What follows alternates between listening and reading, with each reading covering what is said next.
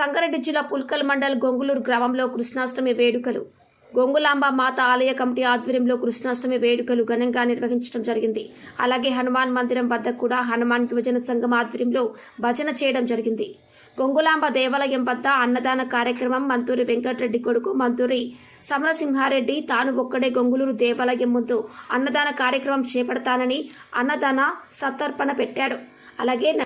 అలాగే సమరసింహారెడ్డి అంబేద్కర్ విగ్రహానికి 5,000 రూపాయలు విరాళం అందచేయడం జరిగింది.